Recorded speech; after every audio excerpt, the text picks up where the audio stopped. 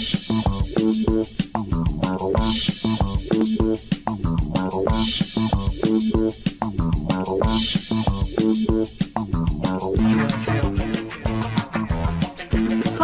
welcome to Inside the Moms Club, where being a mom is the coolest place to be.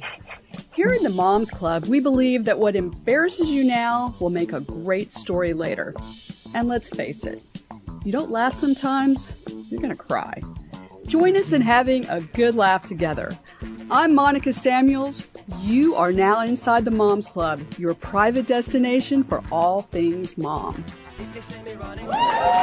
Hi, moms. Welcome to Inside the Moms Club. I'm Monica Samuels, and I'm here with my co-host, Julie Orchid. Hi, Julie. We have been having a great time here in Los Angeles together.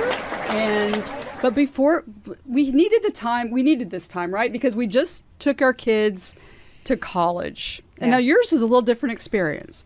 I took my son to move into an apartment. And he's learning all the ropes of moving into apartment, which including today, we learned the lesson that you don't apply for a store card just because they think or they tell you you're going to get a reward back. Because then you give away your social security number and a bunch of other things. And by the way, you're most likely going to be rejected. So that was the life lesson today to my college son at school. But you took your daughter to go on a study abroad.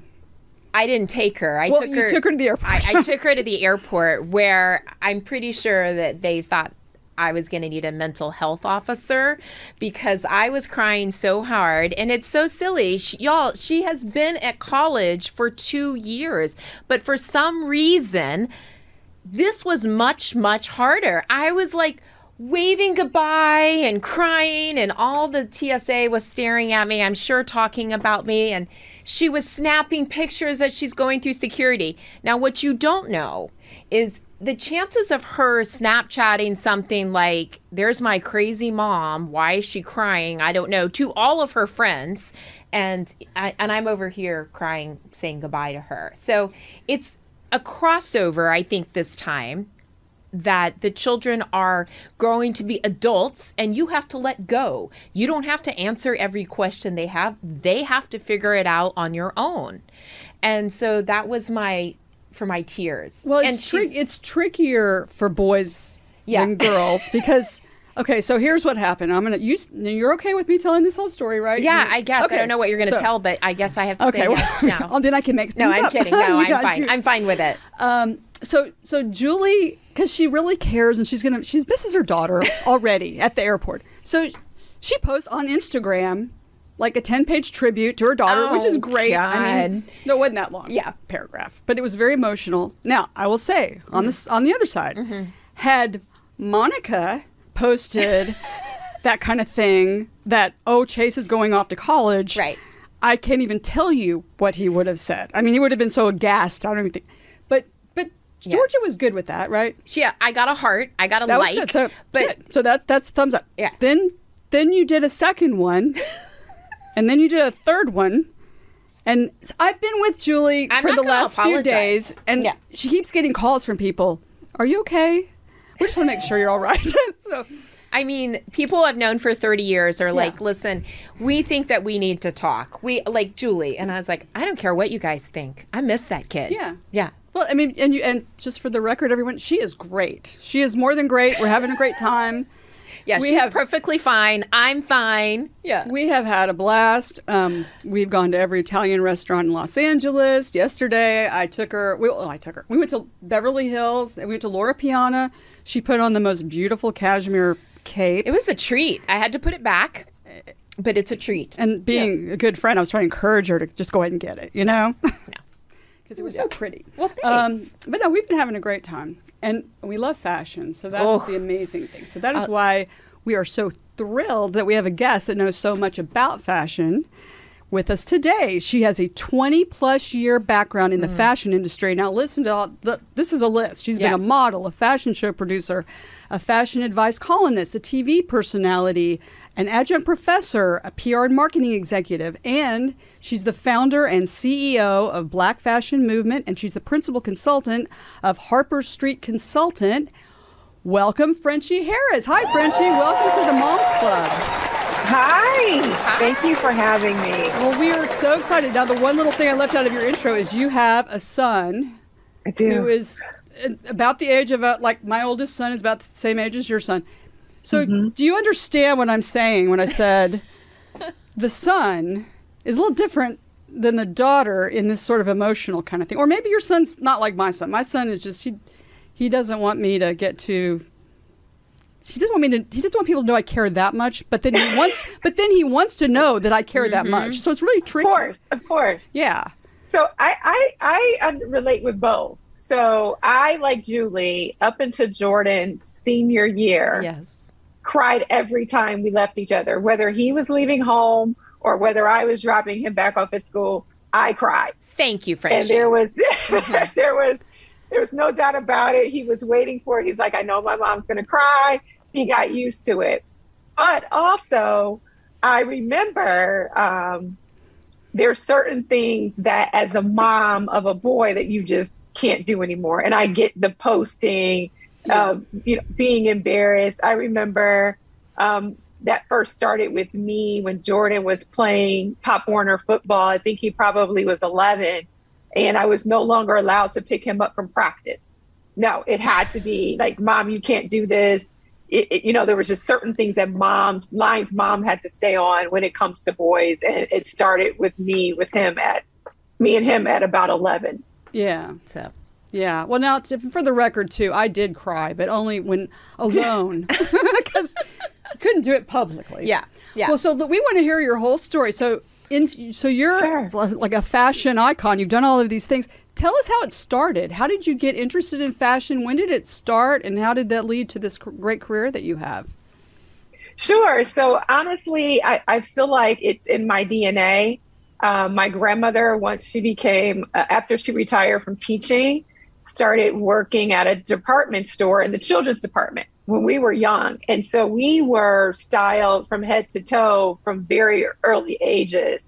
And I've always had this fashion. She always had Vogue and Ebony and Harper's Bazaar. So I always was exposed to it. And then at 9 years old, I got the treat of attending the Ebony Fashion Fair with my grandmother and my mom and other family members. And from that point on, I was just blown away and hooked. I didn't really know exactly what I was seeing, but I knew I wanted to be involved, and I wanted to deal with models and luxury retail and fashion, lights, camera, action, all of that. And so I actually started modeling in 8th grade, all through high school and college. And then when I went to college, I'm an Ohio State Buckeye, and majored in fashion merchandising. I thought that I wanted to be a buyer until I realized that you just really are sitting behind a desk crunching numbers. And no, I needed to be in Europe and looking at these models and this luxury fashion and these amazing fashion shows, but that just wasn't it. And so I started doing, working the special events office at a department store called Jacobson's, which is very similar to like a Neiman Marcus, a family-owned business at the time, and doing just that. The fashion shows and the trunk shows and booking the models and the set design and things like that. And did that for several years until the company went out of business.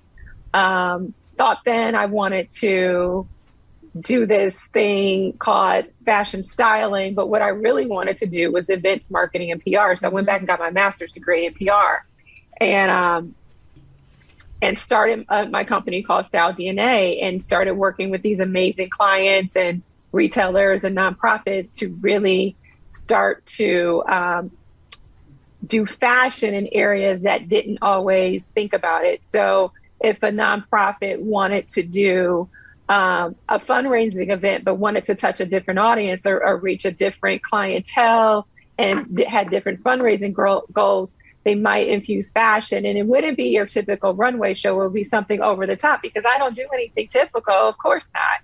And so I was doing that and doing all of the fashion shows at the malls in Ohio. At this point, I was living in Cleveland, I was the fashion show producer for all the mall shows. And I was the style editor of Cleveland Magazine and did all the on-air commentary for anything fashion that was happening in the city at the time. So, and then after that, After that, I moved to Chicago, where I am now, and I was working for a luxury retailer, got kind of fed up there and just said, hey, I'm just going to do my own thing again. That's great. So let's jump to 2020. You Sure. see that there's a need, and you start the Black fashion movement. So can you describe that? Because that's also an interesting time to start something. It's a pandemic. So tell us a little bit about why you started that and how that started. Absolutely. There you are. Okay. So I was working for this luxury retailer. I am one of, I don't know, I couldn't count it, less than on one hand how many Black executives were in the company. So at that point, it looked like that there wasn't really a true pathway for me to ascend. But then also when I was looking around at my counterparts, no one looked like me. And the products that I was selling wasn't created by anyone who looked like me. And so I started to get a little bit frustrated because I knew that there was so much talent. I knew that there were some amazing fashion designers that happened to be African American. I knew that there were some amazing products, beauty products that were out that were created by African Americans, and we just didn't carry them. And I would hear all the time, I would love to support, I just don't know where to find it. And so I solved that problem. And so I started something called the Black Fashion Movement, and we create these luxury retail experiences all over the country that feature products created by Black people, not for Black people, but by Black people. And so this is like a pop-up, is it not, Frenchye? Yes. Yes. So the first one was in Dallas in 2020. Right around Juneteenth, and I had it at the Galleria for 5 days, and I featured 12 brands, because they aren't all fashion designers. Some of them were beauty creators. Some of them were shoe designers as well, or handbag designers. And I featured 12 in a space at the Galleria. We were sold out. The brands were going home empty. We were there for 5 days. We were open a total of 36 hours. Every day we had a line out the door. We were stationed right across from Gucci. I'm proud to say that our line was longer than Gucci at the time. You picked the right place too, because I'm from Dallas. And as we know in Dallas, the things to do are eat and shop, because there really is nothing else to do in Dallas. And we love shopping. So I know exactly where you were. So that was a great place to start that. Well, stop right there, because you said June what? 2020? June 2020. Yeah. How'd that go for you with COVID? Oh, yeah. I mean, it was such a big year for. So interesting enough. Well, I live in Illinois, and COVID felt like COVID here. So we were shut down on so many fronts. But in Texas, there were a lot more leniency when it came to COVID regulations. Texas is lenient. So we were able to, we worked with the mall and we worked with the city to make sure we would stay within COVID guidelines as far as the number of people that were allowed in the store at a time. We couldn't require masks because the masks were optional at the mall. So we did mask optional in the store. And we just really monitored the number of people we had within the space. So were you discouraged at all by it being 2020 and you started this Black fashion movement, and did you wonder at all where it's going to go with all the restrictions around the country? Actually, I didn't think that wasn't a worry. Oh, good. It wasn't a worry of mine because I knew it always within my contracts that I have with the locations and then with the designers' contracts that they have with me. We follow the guidelines in whatever city or establishment we're in. How did you? And so I will. Oh, go ahead. And I was going to say, and I will say that no one that I know about got sick from any of the events that I did. How did you reach out? How did you select, or did you select, or did the designers come to you and say, "This is an awesome"? And did you choose among 100, or how did that process start for the first one? So I reached into my network and I sent out kind of like a designer call. I contacted, different people from the CFDA, from the Black Design Collective, other designers that I had personal relationship with, and they all had to apply to participate. Yeah. So they would apply, and then we had an interview process, and that process meant, looking at their collection, looking at their following, looking at their sales the previous year, what they were doing this year. If we got orders, were they able to be fulfilled? And so after that process, and then we started to narrow down to make sure what made sense in the store, because we didn't want to have, if I had space for 12, I didn't want 5 of them to be women's wear. I wanted to have a good balance, because when you walked into the environment, it needed to be set up like a true retail boutique. And that's exactly what it was. So we had shoe brands, beauty, jewelry, makeup, a resort section, men's, home, and we had, and women's. Yeah. That's amazing. That's great. So now how many of these events have you had since? I've had 4 in a year. So this past June, I was in Los Angeles. And I think I understand they've made about $500,000, 500,000. So all together, the events, the designers that have participated in the events collectively, they have grossed over 500K. That's amazing. Yeah. And have you seen more of these designers come back and say, you know what, we've been picked up by more retail stores? Because so what you're trying to achieve is you're being successful at. Yeah. Well, sure. And so one of the things in Dallas, I have friends that are buyers. I have friends at Neiman Marcus. And so some of them came to visit and fell in love with a lot of the brands. I had a brand from Dallas get picked up by the gift shop in the Jewel Hotel. And I've had brands that have been picked up by Saks Off Fifth. And I've had friends that brands that have been talking with Saks Fifth Avenue regarding in the shoe area.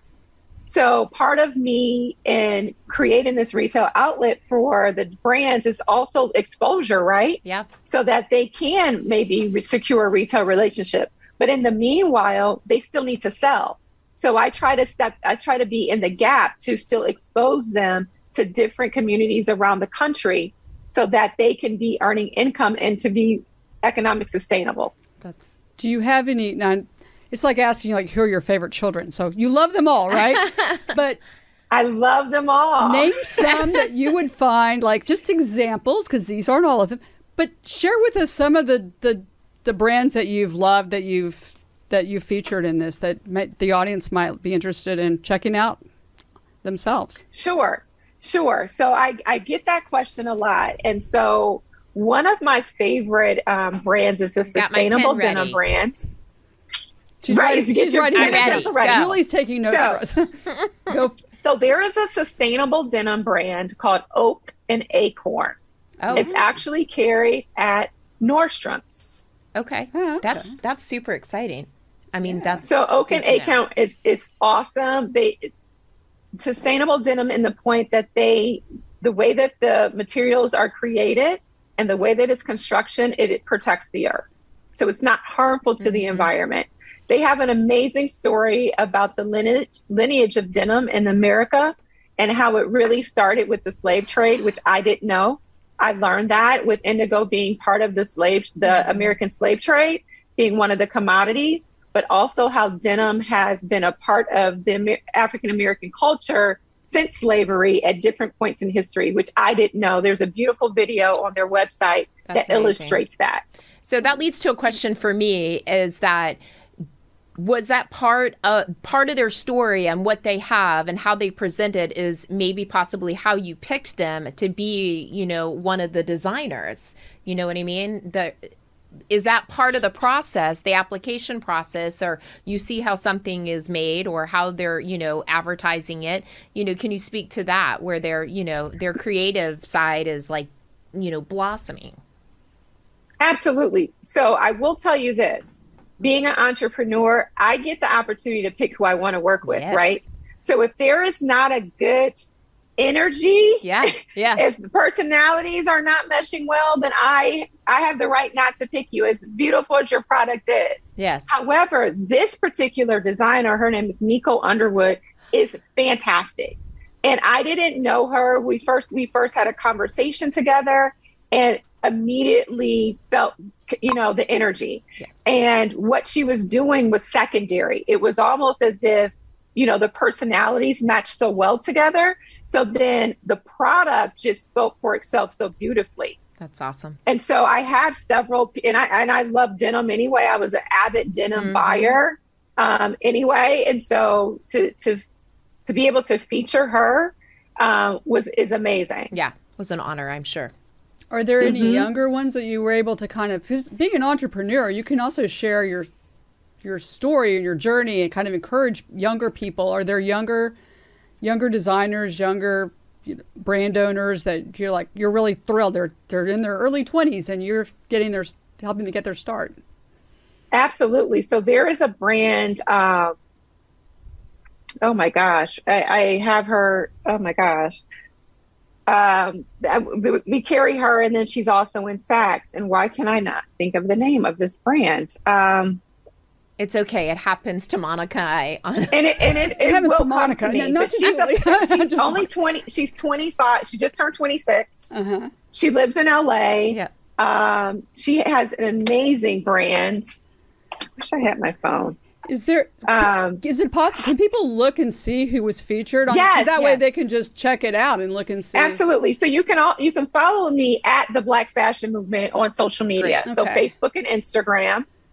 Yeah, we can definitely. And then also the Black Fashion Movement, all spelled out.com. So the brand, I just thought of it, is Izaya. It's Izaya. They have it at Saks Fifth Avenue. It's a beautiful contemporary line. I love that. Super chic. I love that. It brings me Very to a question chic, that, and I don't know I'm about this particular designer, but because we're inside the Moms Club, I have a question because your son is now 26. I think a lot of people are transitioning to how do you define yourself once your children are grown? And I think that you may have a lot of expertise on that, how do you recreate yourself? You know what I mean? After you've had children, and can you tell us a little bit about how you did that? Because I know this question is on every mom's mind. How do I become my own self again? So that is a great question because I had Jordan young. I was 20 when I became a mother. I was a junior in college and we grew up together, right? So all of my adult life, I was a parent. Yeah. So all of my decisions were based on what was best for him. So that didn't always lend to what I wanted to do, exactly. but what was best for him. Right. But I was given the privilege, or it was to be able to do fashion because I knew this is what I wanted to do. But I always picked opportunities that lended to me being available to him.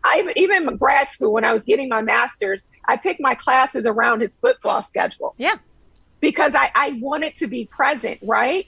And so then here we go, he's graduating and in college, and it's like, okay, who am I? What do I do?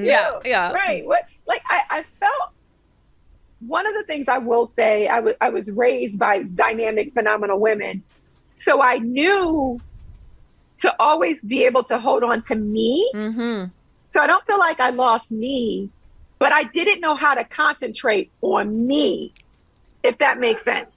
Because everything was about, right. the family and kids. And so now that we're empty nesters, it's like I had to reteach myself how to think about Frenchye. Yeah, it's not about being sad that's okay. over, but how do I be me? Like, how do I recreate myself? And like how, and understanding like that's totally fine. And so when moms get so wrapped up into just their kids and they lose themselves, you can't, because those kids are going to leave. That's what we have They're going to leave us. That is true. I wrote a book called Comeback Moms years ago, and we went on a tour, and I said, the beauty of this book is for all moms, because if you're a successful mom, your kid will leave you. I mean, that's a successful mom. That's you're still a mom. But, absolutely. Yeah. Yep. So that's true. Well, and so what, in line with Julie's question, I was thinking while you were talking about all the different designers, for those of us moms who've become more, let's just, for lack of a better phrase, become a more full-figured girl for the moment anyway. We're hoping to, so once you get to that point and you're on the other side and the kids, you've had all the cupcakes with them and you've experienced that in life, but now you're wanting to be feeling good about yourself. How do you you transition? You obviously you hope to lose weight and all that, but can you recommend some fashion tips on making yourself feel really good right now as you're about to go into that next awesome phase of your life when you're back in the bikini that your husband bought you that was like very strange. Monica, bikini. I don't know who you're. That's a story. I was like, speak for yourself. Well, no, I won't be wearing that. But anyway, no. So any good suggestions? And I too now am taking notes. So. And I think you touched on it, though. I think you already touched on it. I believe in embracing and loving yourself where you are right now. Yeah, that's period. True. Presence, not perfection. Period. Because that's true. Yeah, and because we're always evolving, right? We're always evolving. There's always going to be something that we want to perfect or make better. Mm-hmm. But I don't believe that those opportunities really happen until you embrace where you currently are. Yeah. Mm-hmm. Good. And no one of the things you learned when your kids leave and you become an empty nester, no one's going to love you like you. So, no one is coming to rescue you. Yeah. That's true. Yeah. That's true. Yes. So don't let that go. And then don't get discouraged if you did eat all the ate the cupcakes all the years. If you did 40 changes things, honey. 40. That's true. Listen, in some cases, you don't even have to eat that many cupcakes, and they're just, one will do it. No, so we're losing hair. We're wearing glasses. I mean, yeah. So, but that's the beauty of fashion and what you do. There's so many things you can do to make yourself feel amazing. I mean, that's what I love about fashion. Don't look at. Absolutely. And forget about what the tag says. Who cares? Mm-hmm. Mm-hmm. Go for the fit and not the size. Right. Yeah, absolutely. Yeah. Because so many people get caught up like, oh my God, I don't want to wear a 12. I don't want to wear a 12. Well, 12 and this brand and that brand and this brand over here are all different anyway. Mm-hmm. Mm-hmm. That is so go for what fits you. Well, you can answer that question too. These designers, some of them, they'll bring you a size 6 and it fits you, even though Talbot's you're a size 12 or what. Like, it is very different. I mean, and it seems to be more the luxury designers that seem to try to make you feel like you're smaller. I mean, maybe I'm misreading that, but I always wear a smaller size if it's one of the better designers than if I, just go shopping. Yeah. For, is that a thing that they do, or is that just vanity sizing? Ah. Vanity sizing. European cuts are still going to be small. Yeah. But American brands do utilize vanity sizing quite a bit.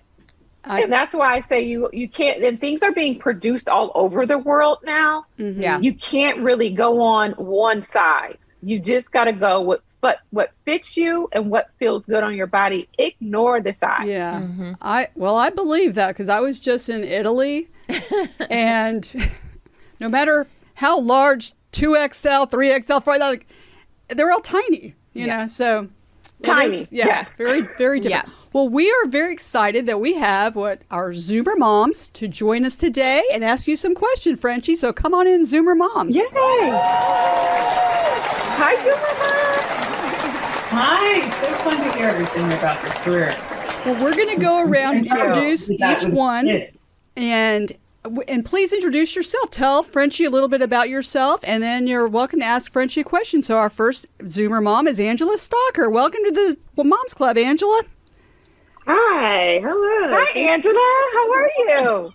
Tell us a little bit about yourself, Angela.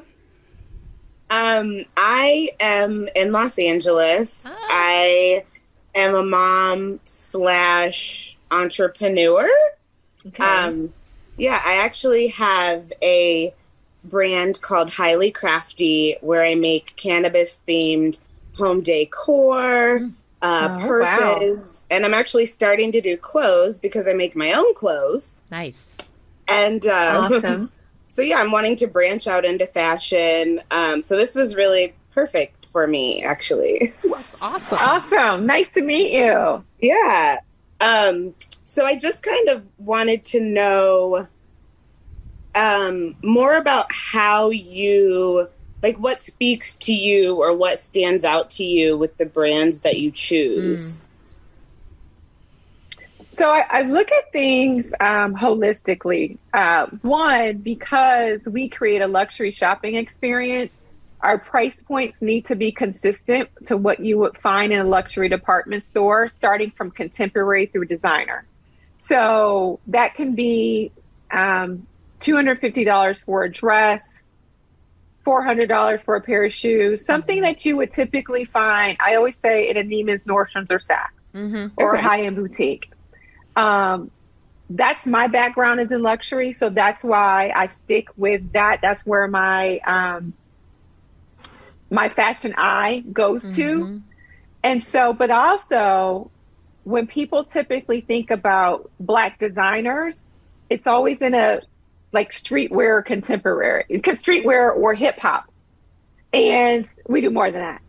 And so it's really, so my eye is, if I can put this in a Neiman's, Nordstrom's, or Saks, then it can come into the Black fashion movement, luxury shopping experience. That's great. Jennifer Marsh, tell Frenchye a little bit about yourself, and do you have a question?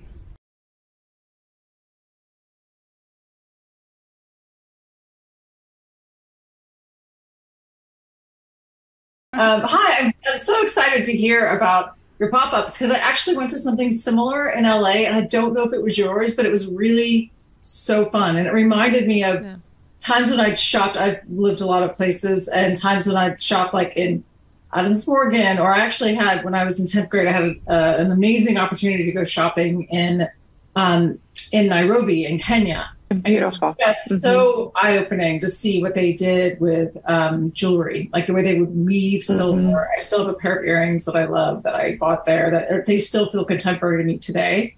So, but I have to admit, like I kind of come from a totally waspy, preppy background, and I like hard for me to get out of my comfort zone sometimes. So if you're going to go for a splurge and kind of step out of like what you feel like is your safe style, I mean, what items do you think make the biggest difference to sort of like spark up a wardrobe that maybe, you know, you don't want one day to show up looking like you're wearing someone else's clothes?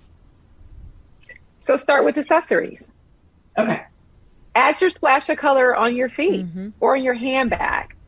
Okay. Because that's something you can switch out very easily, or even your jewelry. Because what you don't want to do is, like you said, show up not where it's even other people are like, who is she? Who does she think she is? But you need to be comfortable in what you're wearing and how you're feeling, because that's gonna project a different energy to the people that in the room, in the spaces you're in. So you got to be confident and know that when you leave the house that you are beautiful, and that what you're wearing just enhances the beauty that you already have within. Yeah. I love that advice. It's always fun to try on shoes. So, you know, they always say. Yeah. So look, when you are in, I always say this. So if you are in the shoe department and you always go to the black booty or the black pump, switch it and go over and pick up the animal print. Okay. Yes, Jennifer. Yes. Yes, Jennifer. I have to admit that I have a pair of snakeskin pumps that one day I will wear out of my house, but I keep putting them on and putting them back. And that's what I'm saying. Like I think about these snakeskin pumps, and I'm like, I know I should wear them. Yeah. Yes. Yeah. They're comfortable. I love them, but I put them on and I'm like, can't do it. I just can't leave the house with them. Yes. So that is great advice. Tomorrow you are wearing those pumps. Okay. So I'll do it. That is great advice. Frenchye, my white top and my jeans. Yeah. All of Jennifer's exactly friends, right. Yes. Thank you, because yes, Jennifer, I was with her shopping and she put on this dress. She looked amazing. It was navy and white, and she was afraid it was too loud. I'm like, navy and white is not loud. It's like, you look great. So that's great advice. It's a very bold print. Yes. Well, no, it was good. It was nice. Judith Foster Thompson, welcome to the Moms Club, and introduce yourself to Frenchye and ask a question. It's so nice. Yeah, hi. It's so nice to meet you. I love what you're doing. I think it's amazing. Like the fact that you found this need that wasn't being fulfilled, and that you have such a strong background that you can contribute. I'm a mom. My children are all grown. I'm a full-time caregiver for my 91-year-old mom. And yeah, and I'm a filmmaker. So I have a very creative kind of eye. Like I love fashion, but I'm finding, because I'm 55, what is expected of me in the as far as fashion goes, it seems very tame. It seems very Chico's. And I'm like wondering if, like, in your pop-ups, do you encourage to have older models for your, your shows? Because I'm just like, I follow some older models, but I'm finding myself in need of wanting to feel represented, more of a outgoing, creative, older woman. Okay, so first of all, you have put 55 to shame. That's right. That's right. Absolutely. Yes. Absolutely. Absolutely. And I don't think that they're older. I just think they're seasoned. Yes. Exactly. So, and I also, when they say, remember on Dirty Dancing, and they said, don't put baby in a corner. Nobody puts baby in a corner. Don't let anybody put you in a box. You wear what you want to wear. Mm-hmm. You know what looks good on you, and you know what's going to make you look good, or like I said earlier, make you feel beautiful from the inside out. But I see articles, well, should she wear that because she's 55? Hello. J-Lo looks damn good in everything she puts on, and she's in her 50s. Mm-hmm. I don't care. Mm-hmm. Some people 25 shouldn't be wearing that. Yeah. It's it's not an age thing. It's really about the appropriateness of the style and fit on your body. Right. I don't think there's an age thing. I mean, you're a woman of a certain class. I can tell you're not going to run around in something that you wouldn't wear anyway. Right. Yeah. Right. So I don't think age has to do with that. I think it's really your personal taste level and the way that you want to look and the image that you want to portray. And like I said, size and fit is the most important thing. Mm-hmm. That is great advice. Thank you. And we love you for that. Yeah. Yes. I always feel like what we present that day is almost like we're telling a story for that. Today I am the, for me, that's kind of the fun of clothing is what story am I telling today about myself or, I wouldn't let anybody box you in based on what they think you should be doing because of your age. Yeah, there's a gazillion YouTube videos, what to wear, what not to wear, over. Oh, yeah. Yeah. Yeah, it's stifling. A little bit along that line of thinking, though. So as I'm going through, my husband really always wants me to clean out my closet because I do save clothes forever. So I have some clothes that I loved them when I was, in my 20s and 30s. What do you recommend about when to get rid of, let your clothes go, I should say. Get rid of is sort of harsh, but like, do you think your closet should change up like every couple of years if you haven't worn it? I've heard advice to, if you haven't worn it in a year, throw it or give it away. What are your thoughts about that? Or do you think they're truly vintage pieces that I should hang on to that dress I wore, to my college graduation? No. That is a great question. I can answer my own question.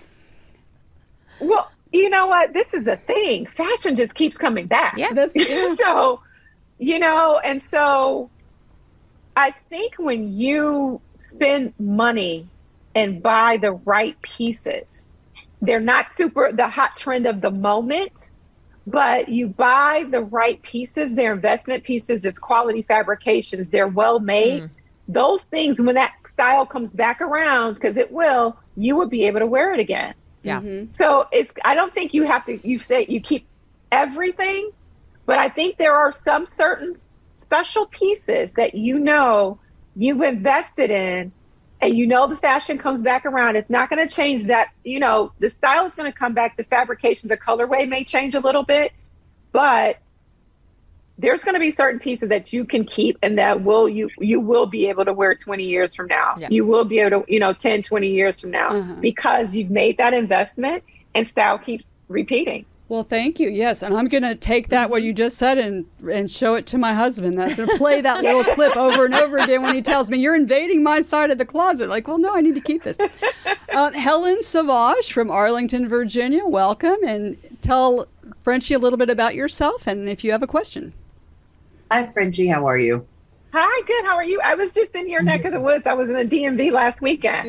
Oh, you were? Well, you can come and do a pop-up here. I tell you, I've found some of my best fashion pieces at little pop-ups in Georgetown and things like that. So let me know. I'm already following you on Instagram. So. Oh, thank you. Thank you. But so Monica kind of stole my question about how to find what feels right on you after a certain age or you've gained some weight. And so I, met my husband at 39, got married at 41, had my first and only child at 45, and she's now 11. Wow. Yeah. Beautiful. So, and I was in the best shape of my life. I mean, just everything was great for like the first 2 or 3 years. And then it's just, this downhill.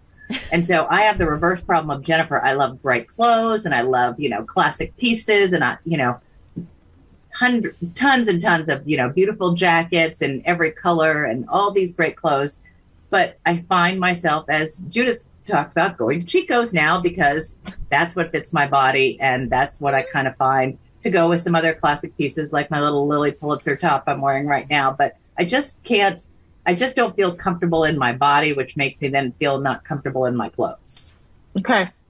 And so, like, that denim jumpsuit you had on in one of your Instagram or one of photos. I mean, is that from that same denim company that you mentioned, Sustainable? The one it's in a more recent picture. It's like a dark denim. It's not. No, that's from a brand called In Earnest out of New York City. It's spectacular. But I like long lines. I'm 5'8.5", but again, you just get to a point and just like, I want to just throw on a muumuu all the time and, be done with it. But they don't always look good on you either, no matter what size you are. So any particular brands that kind of help with that? And I've also got the, conflicted. I want to wear my hair like all nice and curly and, not the flat ironed or, what's that?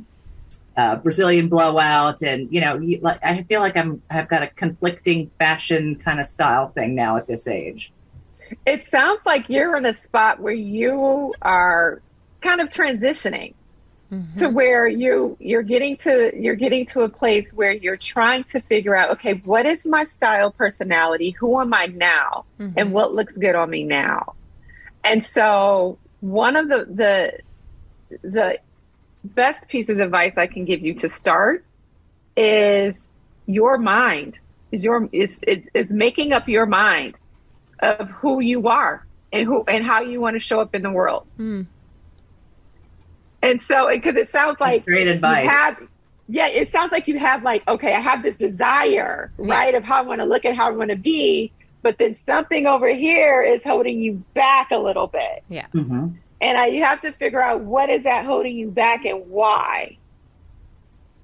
And as far as brands, that most brands now are increasing their size range, primarily because the average size American woman is a 14 and 16. And what brands have realized, if they're only stopping at 12, they're leaving a lot of money on the table.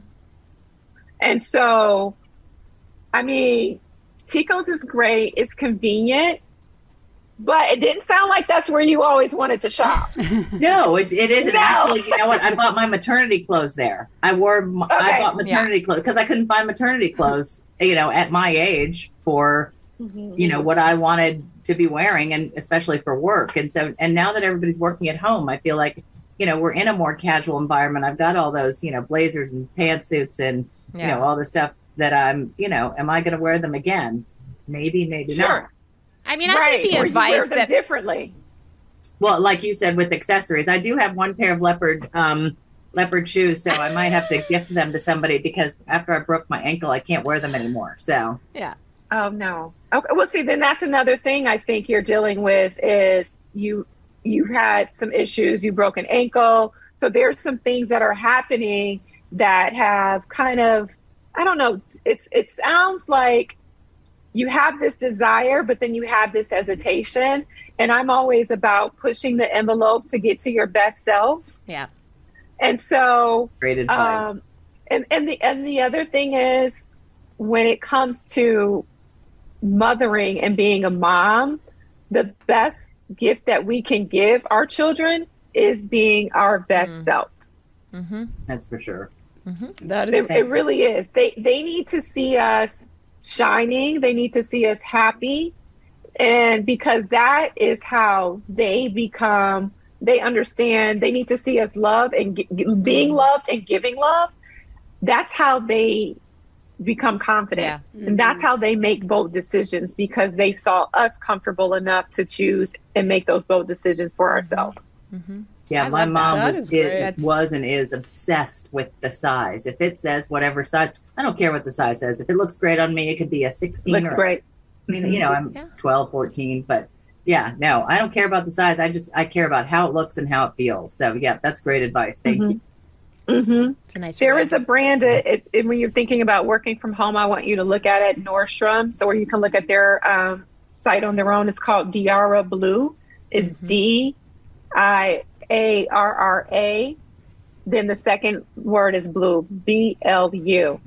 And they do have increased size ranges, but very like beautiful prints, beautiful styling, but easy styling.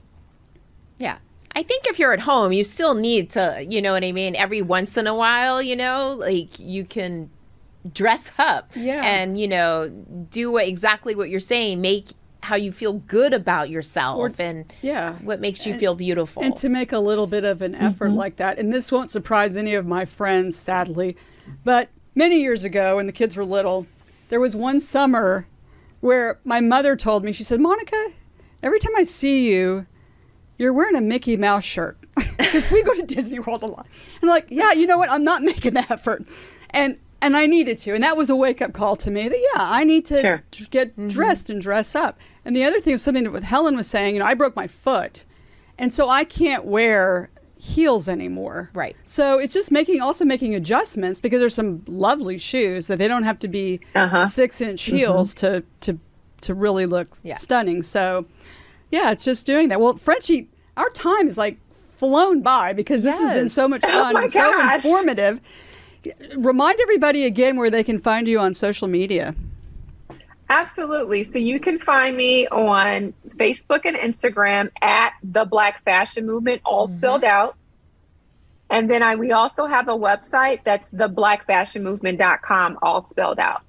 And we have on the social media, you can definitely find different brands to follow and to shop with. And you can do that on the website. It talks a lot more about our events, but it also has some shout outs to brands. That's great. And just as a close here, if you can give us one designer that we're an up-and-comer that we were the first to hear about this person, but we're going to hear a lot. Can you think of somebody? Yeah. First to hear about.